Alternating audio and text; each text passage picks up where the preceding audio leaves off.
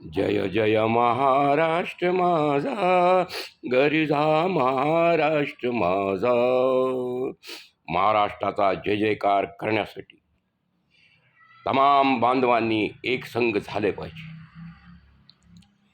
एक काळ असा होता, दिल्लीचेही तख्त राखतो महाराष्ट्र माझा. परंतु आज या महाराष्ट्रात काय, फोडाफोडी, मारझोड याशिवाय दुसरं काही नाही. तेव्हा आपण सर्वांनी एक होऊन आरक्षणाला नवा आयाम दिला पाहिजे.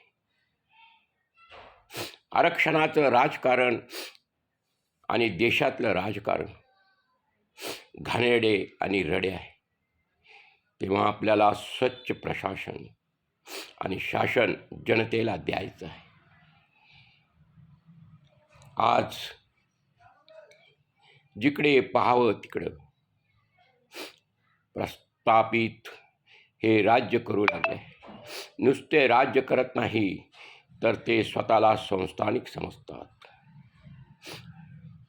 स्वतःनंतर नाते गोते, सगळे सोयरे, मुले बाळे यांचं एक प्रस्थ वाढलं आहे. म्हणूनच त्यांना प्रस्थापित म्हणावं लागतं. आणि आपण विस्थापित आहोत. आपण राजकारणाचे भुकेले आहोत. आणि हेच राजकारणी आपली भूक भागवण्यासाठी आपल्याला आरक्षणाचं गाजर दाखवत आहेत. आरक्षण ही काळाची गरज आहे, त्यातून प्रगती होईल. हे जितकं सत्य आहे तितकंच असत्य त्यामागे लपलेलं आहे की आरक्षणाचा वाटा हा आम्हाला मिळतच नाही. तेव्हा आता आपण या प्रस्थापित राजकारण्यांविरुद्ध लढा द्यायला समर्थ झालं पाहिजे. आणि या लढ्याचा आयाम म्हणजे प्रत्येक प्रस्थापिताच्या विरुद्ध एक विस्थापित तयार झाला पाहिजे. तो राजकारणी झाला पाहिजे. त्यानं टक्कर द्यायला शिकलं पाहिजे.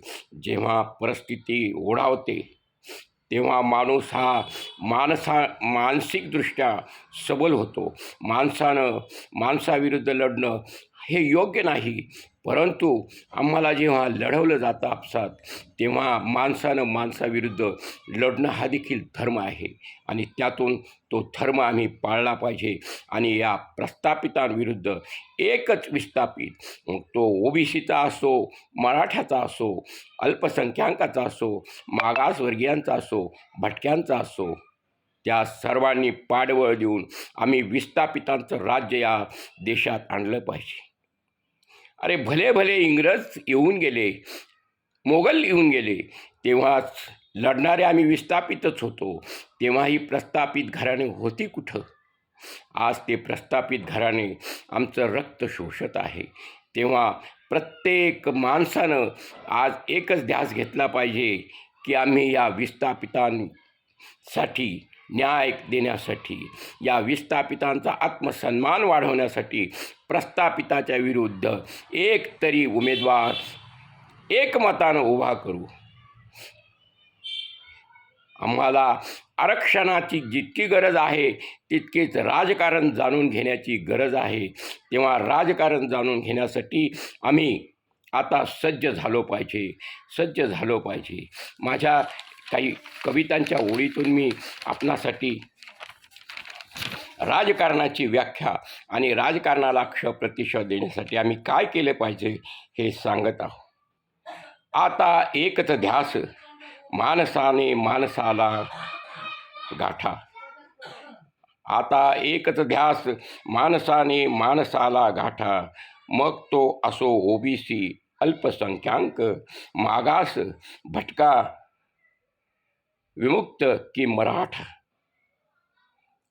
माणूस म्हणून माणसाला समजा मोठा. नका समजू मी मोठा की तो मोठा. जाणून घ्या आता आपल्याला, विस्थापित ठेवून प्रस्थापित होत आहे मोठा. प्रस्थापित राजकारणी मिळेल तिथे खाऊन धनाचा करू लागला साठा. आज याच्याबरोबर उद्या त्याच्याबरोबर जाऊन राजकारण्यांनी लोकशाहीला केला हमीदाबाईचा कोठा. आम्हीच करदाते असून आमच्या गरजांचा होईना योग्य पुरवठा. याला कारण आम्ही दबलेले आहोत. आजही आम्ही दबलेलो असल्यामुळे प्रस्थापित आहोत आणि यापुढेही दबलेले राहून प्रस्थापित राहू. राजकारणाच्या जेव्हा निवडणुका येतात तेव्हा 5 वर्षासाठी तो कालावधी असतो. 1 दिवसाचे मतदान, 5 वर्षाचा राजकारणाचा कालावधी, परंतु तो आम्हाला 50 वर्ष मागे घेऊन जात असतो. तेव्हा आपला प्रस्थापित राजा झाला पाहिजे. छत्रपती शिवरायांचे देखील तेच स्वप्न होते की माझ्या मावळे मराठ्यांना घेऊन मी या महाराष्ट्राचे राज्य निर्माण करील आणि या राज्यावरच मी दिल्लीचेही तख्त राखेल आणि संपूर्ण महाराष्ट्र, संपूर्ण देश हा स्वराज्याच्या कक्षेत आणेल. तेव्हा आज आम्ही छत्रपतींचे स्वप्न पूर्ण करण्यासाठी सर्व विस्थापितांनी एक संघ होऊन प्रस्थापितांविरुद्ध लढा दिला पाहिजे. आज आमचा समज असा झाला आहे की निवडणुका ह्या पैशावर जिंकल्या जातात, परंतु त्या पैशावर न जिंकता आम्ही आमच्या मानसिकतेवर ह्या निवडणुका जिंकू आणि या देशात प्रस्थापितांचं राज्य आणू. या देशातील संस्थानिक खालसा झाले आणि आता हे राजकारणातील नवे संस्थानिक जागे झाले आणि आम्हाला झोपलेले ठेवू लागले आहेत. तेव्हा आता आपण झोपेतून जागे झाले पाहिजे आणि या प्रस्थापितांविरुद्ध विस्थापितांचा लढा उभारला पाहिजे. तेव्हा समाजाने एक व्हावं. आमच्या आरक्षणाच्या जशा आम्ही पोटतिडकीने मागण्या करतो तशाच राजकारण जाणून घेण्याच्या भावना देखील आमच्यात पोटतिडकीने निर्माण झाल्या पाहिजे. जेव्हा आम्ही जागे होऊ, आमचे हक्क मागू आणि ह्या हक्क मिळविण्यासाठी राजकारण आज एकमेव झालेलं आहे. कारण सत्तेपुढे शहाणपणा कामाचा नसतो आणि तो शहाणपणा आम्ही शिकला पाहिजे.